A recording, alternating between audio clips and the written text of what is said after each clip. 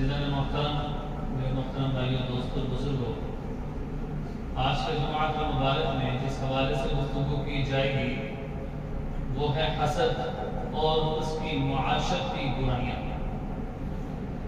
آج ہمارے معاشرے میں بہت ساری برائیاں ہیں، یہاں تک کہ برائیوں کے دلدل میں پھنسے ہوئے ہیں۔ مسلمان کا وہ مقام ہے کہ وہ اخلاق کے بلند مرتبے پر ہونا چاہیے، اس کو اس کی بجائے وہ معاشرے میں بہت سی اخلاقی برائیوں کا شکار ہے۔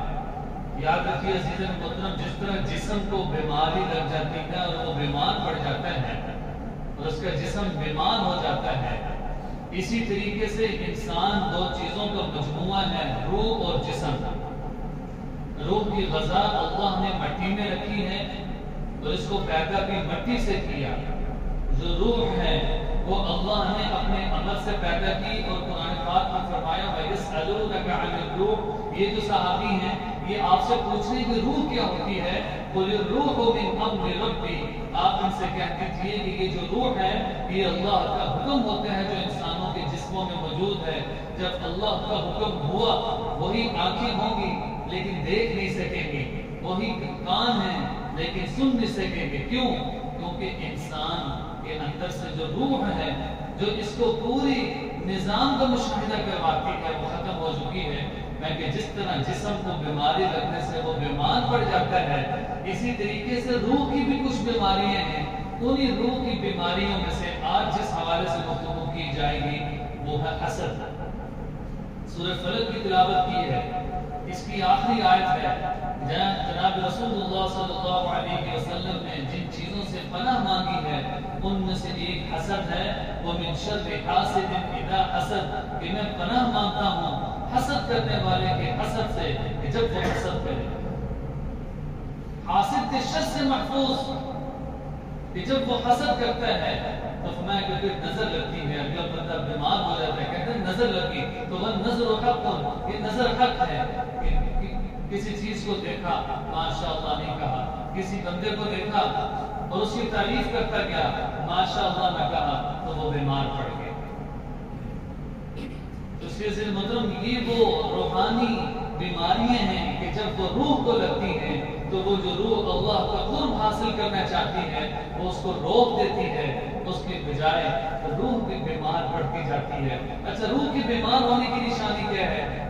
نماز کو دل نہیں کرے گا، سچ بولنے کو دل نہیں کرے گا، حرام کی طرف راغب ہوگا، رشوت کو عام کرے گا، اس کی طبیعت بنتی چلی جائے گی۔ یہ روح کے بیمار ہونے کی نشانی۔ لیکن عزیز محترم، جو بندہ مومن ہوتا ہے، صحابہ نے پوچھا یا رسول اللہ ایمان کی نشانی کیا ہے؟ آپ نے فرمایا البر حسن الخلق، جب نیکی اس روح کو خوش کر دے۔ اب ہم جمعہ پڑھ کے جائیں گے تو طبیعت خوش ہوگی کہ اللہ کا حکم ادا کر دے، پھر فکر پیدا ہوگی کہ اب اثر پڑھنی ہے، جب اثر پڑھ لی دل کو سکون مل گیا، اب فکر پیدا ہوگی مغرب پڑھنی ہے۔ یہ مومن بندے کی نشانی ہے۔ اور فرمایا کہ البر حسن الخلق، نیکی تو خوش خلق ہے، والاسم ما حاک فی صدرک وکرہت ان یطلع علیہ الناس، گناہ کس کو کہتے ہیں؟ کہ گناہ وہ ہے کہ جو انسان کے دل میں کھٹکے، دل نہیں مانتا یہ کام ٹھیک نہیں ہے، آن لائن بزنس ہے، دل نہیں مانتے یہ ٹھیک ہے، یہ کام میں کرنے جا رہا ہوں۔ اس لیے آپ صلی اللہ علیہ وسلم میں کہ سب سے بڑا مفتی تمہارا دل ہے، دل جس کی طرف راغب نہیں ہے اس کام کو میں کروں گا۔ اس کا گناہ کیا ہے؟ دل میں کہ میں گناہ تو نہیں کرتا۔ اور دوسری طریق آپ صلی اللہ علیہ وسلم نے فرمایا والاسم ما حاک فی صدرک وکرہت ان یطلع الناس، کہ تم اس بات کا خوف کرو کہ یہ لوگوں کو نہ پتہ چل جائے، میں یہ کام کر رہا ہوں تو لوگوں کو نہ پتہ چل جائے۔ اگر تم ڈر رہے کسی کی چیز اٹھا رہے ہو لوگ نہ دیکھیں، لوگوں کو نہ پتہ چل جائے، فرمایا کہ یہ گناہ ہے۔ اس لیے سے محترم، جہاں پر بہت ساری روحانی بیماریاں ہیں ان میں حسد کا فقدان نظر آتا ہے۔ حسد معاشرے میں عام ہے کہ حسد وہ چیز ہے کہ جس کی پناہ خود رسول اللہ صلی اللہ علیہ وسلم نے مانگی ہے۔ اب سب سے پہلی بات یہ سمجھیے کہ حسد کہتے کس کو ہیں، حسد کی تعریف کیا ہے؟ یاد رکھیے لغت میں جب آپ عربی ڈکشنری دیکھیں گے تو حسد ایک کیڑے کو کہتے ہیں، چچڑی جس کا نام ہے، یہ خاموشی سے انسان کے جسم پر چلتا ہے اور اس کے خون کو چوس لیتا ہے، اس کو پتہ بھی نہیں چلتا۔ جس کا مچھر پہ تو درد ہوتی ہے، میں کہ یہ وہ کیڑا ہے کہ جسم پہ چلتا ہے اور اس کی درد بعد میں ہوتی ہے، وہ خون چوستا جاتا ہے، اس کو حسد کہتے ہیں۔ اور اصطلاح میں علماء نے لکھا حسد کس کو کہتے ہیں؟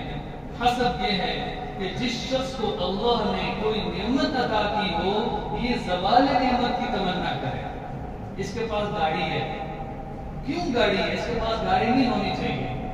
دیکھیں یہ دو چیزیں ہیں، ایک ہوتا ہے رشک، ایک ہوتا ہے حسد۔ رشک برا نہیں ہے، رشک کس کو کہتے ہیں؟ واہ یار اس کے پاس گاڑی ہے، اس کے پاس بہت بڑا مکان ہے، اس کے کپڑے تو بڑے عمدہ ہیں، یہ رشک ہوتا ہے، اس میں کوئی گناہ کی پہلو نہیں ہے۔ لیکن حسد میں کیا ہوتا ہے؟ جو زوال نعمت کی تمنا کرتا ہے کہ یہ گاڑی اس کے پاس ہے کیوں، یہ میرے سے مالی اعتبار سے آگے کیوں بڑھ گیا، یہ دنیاوی اعتبار سے ترقی کیوں کر گیا۔ اس لیے معاویہ رضی اللہ عنہ نے فرمایا کہ میں دنیا میں ہر بندے کو خوش کر سکتا ہوں، لیکن حاسد کو میں کبھی خوش نہیں کر سکتا۔ کیوں کہ حاسد اس وقت خوش ہوگا جب آپ کے پاس کچھ بھی نہ رہے، نہ گاڑی ہو، نہ مکان ہو، نہ کپڑے ہو، وہ پھر خوش ہوگا، اب ٹھیک ہے۔ اس لیے سے محترم حسد ایسی میں کہ جس طرح دیمک لکڑی کو کھا جاتی ہے، اسی طرح حسد انسان کی نیکیوں کو کھاتا رہتا ہے، یہاں تک کہ وہ لالچی ہو جاتا ہے۔ اس نے دنیا کی ہر چیز میں لالچ نظر آتی ہے کہ میں یہ بھی حاصل کر لوں، یہ بھی حاصل کر لوں، یہ بھی حاصل کر لوں، لیکن میں کہ اس کی جو عوض ہے وہ ختم نہیں ہو پاتی۔ اس لیے آپ صلی اللہ علیہ وسلم نے فرمایا ایاکم والظن والحسد، تم برے گمان سے بچو اور تم حسد سے بچو۔ اس لیے کہ حسد انسان کے دل کے اندر کی تمام جو نیکیاں ہیں، نیک اعمال ہیں، ان کو ختم کرتا جاتا ہے۔ ایک اور روایت پڑھی ابھی خطبے میں جو حضرت ابو ہریرہ رضی اللہ عنہ سے یہ روایت تھی، فرماتے ہیں لا یجتمعان فی قلب عبد، آپ صلی اللہ علیہ وسلم نے فرمایا کہ بندے مومن کے دل کے اندر کبھی بھی دو چیزیں ایک ساتھ جمع نہیں ہو سکتی، الایمان والحسد، ایمان اور حسد۔ یا تو دل کے اندر ایمان ہوگا یا دل کے اندر حسد ہوگا۔ یعنی سے کیا پتہ چلا؟ حسد ہے تو ایمان کمزور ہوتا چلا جائے گا، ایمان ہے تو وہ کبھی حسد نہیں کرے گا۔ کیوں؟ وہ ایمان اس کو سمجھائے گا کہ جو اس کے پاس نعمتیں ہیں، یہ نعمتیں اس کو اللہ نے دی ہیں، اللہ اس پر قادر ہے کہ مجھے بھی وہ نعمتیں عطا کرے، کیونکہ نحن قسمنا بینہم معیشتہم، اللہ کا ایک ضابطہ اصول ہے کہ ہم نے معیشت کو لوگوں کے درمیان تقسیم کر دیا ہے۔ اب امیر اپنی طاقت اور اپنی ہمت اور اپنی مہارت کی وجہ سے امیر نہیں ہوا، اللہ نے اس کو امیر کیا ہے۔ غریب اپنی کمزوری، بزدلی، کم ہمتی کی وجہ سے غریب نہیں ہے، اللہ نے اس کو غریب رکھا ہے۔ یہ یقین میرا اور آپ کا ہو جائے، اللہ نے جو مجھے نعمتیں دی ہیں یہ میری کمائی نہیں ہے، میں کچھ نہیں ہوں، اللہ ہے، اور اللہ جس کو چاہے اپنی قدرت سے نوازتے ہیں اور جس کو چاہے اپنی قدرت سے آزمائش میں ڈالتے ہیں۔ جس کو پیسہ دیا وہ پیسے کی آزمائش میں ہے، جس کو پیسہ نہیں دیا وہ صبر اور شکر کی آزمائش میں۔ اس لیے میں کہ بندہ مومن ہر وقت کسی نہ کسی آزمائش میں رہتا ہے۔ اس لیے اچھا مسلمان اور اچھا انسان وہ ہے کہ جس کے دل کے اندر دوسروں کے لیے حسد نہ ہو۔ کہ آج یہاں سے جب ہم جائیں تو یہ عزم لے کر جائیں کہ آج کے بعد ہمیں حسد نہیں کرنا، اپنے بھائی سے، اپنے رشتہ داروں سے، اپنے پڑوسیوں سے، اپنے قریب سے کوئی حسد نہ ہو۔ آپ صلی اللہ علیہ وسلم حضرت عبداللہ بن عمر رضی اللہ عنہ فرماتے ہیں کہ آپ صلی اللہ علیہ وسلم نے ایک مرتبہ ہم نے سوال کیا ای الناس افضل، یا رسول اللہ لوگوں میں افضل کون ہیں؟ آپ صلی اللہ علیہ وسلم نے فرمایا لوگوں میں افضل وہ ہیں کہ جن میں بنیادی طور پر دو صفات ہوں، وہ افضل ہیں۔ اب حضرت عبداللہ بن عمر رضی اللہ عنہ نے سوال کیا کہ یا رسول اللہ وہ دو چیزیں کیا ہیں؟ کہ پہلی چیز مخموم القلب ہو اور دوسرا سچی زبان والا ہو۔ صحابہ نے سچی سچی زبان والا کو سمجھ آتا ہے کہ دو ٹوک بات کرے، دو نمبری نہ کرے، غلط بات نہ کرے، کھل کر واضح بات کرے. لیکن مفہوم القلب کیا ہوتا ہے؟ آپ صلی اللہ علیہ وسلم نے فرمایا مفہوم القلب وہ ہے کہ جس میں اللہ کا ڈر بالکل نہ ہو یا دل کے اندر لوگوں کے لیے حسد ہو، وہ مفہوم القلب ہوتا ہے. جس دل میں اللہ کا ڈر نہیں ہے وہ دل گناہ پر آمادہ کر سکتا ہے. وہ گناہ کرے گا تو کوئی پرواہ نہیں ہوگی. گناہ سے کون سا دل کو روکے گا؟ جس دل کے اندر اللہ کا ڈر اور اللہ کا خوف ہوگا. پھر اسی طرح کی روایت حضرت عقبہ بن عامر رضی اللہ عنہ کی ہے. وہ فرماتے ہیں کہ آپ صلی اللہ علیہ وسلم نے فرمایا کہ اللہ رب العزت مجھے اپنے جانے کے بعد تمہارے اوپر سب سے زیادہ جس چیز کا خوف ہے وہ دنیا کے حاصل ہونے کا نہیں ہے، وہ کسی اور چیز کا نہیں ہے، بلکہ وہ حسد کا ہے کہ جب تم لوگ آپس میں ایک دوسرے سے حسد کرنے لگو گے تو اللہ رب العزت اپنے غضب اور اپنے قہر بندوں پر نازل کر. اس لیے مطلب یہ پتہ چلا کہ یہ ایسی روحانی بیماریاں ہیں کہ جو انسان کو پتہ تو نہیں چلتا لیکن اس کی نیکیوں کو ختم کرتے رہتے ہیں. اب یہ جو حسد ہے یہ ظلم تک پہنچا دیتا ہے. آپ ذاکر میں ہوگا کہ پچھلے جمعہ مبارک میں ظلم کے حوالے سے بات ہوئی کہ ظلم کس کو کہتے ہیں؟ کہ ظلم کہتے ہیں اندھیرا، کہ جو آدمی دنیا کی حوث میں لوگوں کو اور اللہ کی مخلوق پر زیادتی کرے. اس لیے آپ صلی اللہ علیہ وسلم میں ظلم کی مدد، جو ظالم ہے اس کی مدد کیسے ہے کہ اس کو ظلم سے روک دو. مظلوم کی مدد کیسے ہے کہ اس کی مدد کو نصرت کرو. ظالم کے ظلم سے اس کو روک دو. یہ ظالم کی بھی مدد ہے اور مظلوم کی بھی مدد ہے. اس لیے حضرت ابو ہریرہ رضی اللہ عنہ کی روایت ہے جس کا مفہوم ہے. وہ فرماتے ہیں کہ آپ صلی اللہ علیہ وسلم نے فرمایا سیصیب امتی دار الامم، کہ ان قریب میری امت کو پہلی امتوں کی طرح کچھ بیماریاں لگ جائیں گی. ان بیماریوں میں وہ بیماریاں ہیں کہ جن کی وجہ سے اللہ نے پہلی امتوں کو ہلاک کر دیا. ان بیماریوں میں سے ایک بیماری حسد کی بیماری ہے. حسد کی بیماری بھی ہے.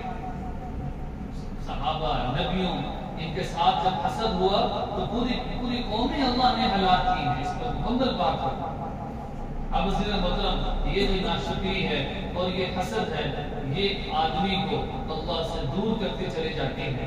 اب اگر بات کریں کہ حسد کے اسباب کیا ہیں، حسد پیدا کیوں ہوتا ہے، یہ تو سمجھ لیا کہ حسد کیا ہوتا ہے اور حسد کے نقصانات کیا ہیں، یہ بھی ہمارے علم میں آیا. اب اگلی بات یہ ہے کہ حسد پیدا ہوتا کیوں ہے، اس کے اسباب کیا ہیں. سب سے پہلی چیز کہ محرومی یا احساس کمتری. جب آدمی کو احساس کمتری ہو اور وہ یہ سمجھے کہ پتہ نہیں میرے پاس یہ چیز نہیں ہے یا میرے میں پتہ نہیں کیا مسئلہ ہے کہ مجھے اللہ کی نعمت میسر نہیں ہوتی، جب یہ محرومی سمجھے گا آزمائش کی بجائے اور احساس کمتری ہوگی، وہ کہتا ہے کہ مجھے تو کچھ ملنا نہیں ہے، دوسروں کو کیوں ملے، وہ اس پر بھی تیار نہیں ہوتا. اسی لیے اللہ کی آزمائش سے دوسری بات کیا ہے کہ اللہ کی آزمائش سے لا علمی. دیکھیں بندے مومن پر جب کوئی مصیبت آتی ہے نا تو وہ اپنی مصیبت پر کیسے صبر کرتا ہے. الذین اذا اصابتهم مصیبہ کیا کہتے ہیں؟ قالوا انا للہ وانا الیہ راجعون. ہم اللہ ہی کے ہیں، ہمیں اللہ ہی کی طرف لوٹ کر جانا ہے. کیا مطلب ہے اس کا؟ جب انا للہ پڑھتے ہیں اس کا مطلب کیا؟ انا للہ، ہم اللہ ہی کے ہیں، وانا الیہ راجعون، ہمیں اللہ ہی کی طرف لوٹ کر جانا ہے. انسان مٹی سے پیدا ہوا، اللہ کی طرف سے آیا اور اس نے جانا بھی کدھر ہے؟ اللہ کی طرف جانا ہے. یہ تو ایک مسافری ہے، قلیل وقت ہے کہ جس کے لیے یہ عمل ہے. جب یہ ذہن میں ہوگا تو پھر حسد نہیں کرے گا. اسی طرح بغض و عداوت، جب کسی سے دشمنی ہو، کسی سے بغض ہو، کوئی بندہ اچھا نہ لگتا ہو تو پھر اس کے بارے میں حسد پیدا ہوتا ہے. جب نیگیٹو سوچیں گے تو پھر یہ حسد پیدا ہوتا ہے، لوگوں کے بارے میں برائیاں پیدا ہوتی ہیں. یہ اسباب ہے. اس لیے فرمایا کہ ان تمسسکم حسنۃ تسؤہم، اللہ جب تمہارے ساتھ اچھائی کرنا چاہیں تو کریں گے. ان تصبہم سیئۃ، اگر برائی تمہیں آنی ہے تو وہ پہنچ کر دے گی. وَإِن يَمْسَسْكَ اللَّهُ بِضُرٍّ فَلَا كَاشِفَ لَهُ إِلَّا هُوَ، اگر اللہ کی طرف سے کوئی مصیبت آنی ہے اس کو کوئی دور نہیں کر سکتا. ان یردک بخیر فلا راد لفضل، اگر اللہ نے تمہارے ساتھ بھلائی کا ارادہ کر دیا ہے تو اللہ کے فضل کو کوئی ٹال ہی نہیں سکتا، کوئی اللہ کے فضل کو نہیں ٹال سکتا. اسی عزیز محترم، یہ تو اس کے اسباب تھے کہ جب حسد ہے تو یہ اسباب ایسے ہیں کہ جن کی وجہ سے حسد پیدا ہوتا ہے. منفی سوچ ہے، احساس کمتری ہے، اپنے آپ کو محروم سمجھنے ہیں اور اللہ کی آزمائش سے لا علم ہونا ہے. اب بات کرتے ہیں کہ حسد کی چند شکلیں کیا ہیں، کہ حسد کن کن وجوہات میں ہوتا ہے. سب سے پہلے جب کسی کی ظاہری اور باطنی خوبی کو دیکھتا ہے تو یہ حسد کرتا ہے کہ یہ اس کے ظاہری طور پر یہ اتنا اچھا کیوں نظر آتا ہے، باطنی طور پہ یہ اتنا سخی کیوں ہے. میں کہ جب کسی کی ظاہری اور باطنی چیز کو دیکھتا ہے تو اس کے دل کے اندر حسد پیدا ہو جاتا ہے. اور دوسری بات یہ ہے کہ جب کسی کی باطنی خصوصیات کو دیکھتا ہے کہ یہ تقوی والا ہے، اللہ سے ڈرنے والا ہے، اچھا قرآن پڑھنے والا ہے، اس کے بارے میں حسد پیدا ہوتا ہے کہ یہ کیوں اتنی ترقی کر گیا، یہ کیوں اتنا اچھا قرآن پڑھتا ہے، میں تو قرآن ہی نہیں پڑھ سکتا. یہ حسد پیدا ہوتا ہے. پھر وہ چاہتا ہے کہ یہ نعمت میرے پاس تو نہیں ہے، اس کے پاس بھی ہے. اللہ نے دنیاوی نعمتوں سے اس کو نوازا ہے، میرے پاس تو ہے ہی نہیں، اس کے پاس بھی ہے. اور تیسری شکل یہ ہے کہ بسا اوقات اولاد سے حسد پیدا ہوتا ہے کہ آج کل معاشرے میں کیا ہے کہ بچے ہیں تو کتنے ہیں، بیٹے ہیں تو وہ کتنے ہیں، بیٹی ہیں تو کتنی. اولاد ہے 4 بچے، پھر سوال ہوگا کہ بیٹے بیٹی کتنی ہیں، 1 بیٹا 3 بیٹی ہیں، پھر حسد. تو ہر اعتبار سے اولاد میں بھی حسد کی صورتیں پیدا ہو جاتی ہیں. دوسروں کی اولاد کو دیکھتا ہے، میرا تو کوئی بیٹا نہیں ہے، اس کو پتہ نہیں کیوں بیٹا مل گیا. یہ حسد ہے. اور یہ ایسا حسد ہے کہ یہ اپنے بچے کو نظر لگا دیتے ہیں. کہتے ہیں بچے کو نظر لگی دم کر دو، آیات مختلف قرآن پاک کی آیات پڑھ کے دم کرتے ہیں. وہ یہ حسد ہی تو ہوتا ہے کہ جو بچے پر اثر کر جاتا ہے، اتنا خطرناک ہوتا ہے کہ اس کا اثر چھوٹے بچے پر بھی ہو جاتا ہے. اسی طرح سے کسی کی شہرت کو دیکھ کر حسد کرنا کہ اس کا بڑا نام ہو گیا، میں تو اس کے ساتھ ہی تھا، میرا نام ہوا نہیں. اسی طرح دوسروں کی اچھی چیزیں گننا اور ان کو شمار کرنا، یہ وہ ساری چیزیں ہیں جو حسد پیدا کرتی ہیں. تو عزیز محترم، آج کے جمعہ کو مبارک میں یہ عزم لے کر جائیں کہ ہم نے آئندہ حسد نہیں کرنا. اگر کسی کو اللہ نے نعمت دی ہے تو شکر الحمدللہ، اللہ آپ کو مزید برکتوں سے نوازے. آج کل لوگ کیوں سیکرٹس رکھتے ہیں اپنی چیزیں، کیونکہ دوسروں کو بتاؤ گے وہ اس پر حسد کریں گے کہ اس کے پاس اتنی گاڑیاں ہوں گی، اتنے مکان ہوں گے، پھر حسد کرتے نظر آتے ہیں. دوسرے قرآن و حدیث میں حسد کس کو کہتے ہیں، اس حوالے سے گفتگو ہوئی. اور حاسد کو ہمیشہ فرمایا کہ نقصان ہوتا ہے اور وہ زوال نعمت کی تمنا کرتا ہے.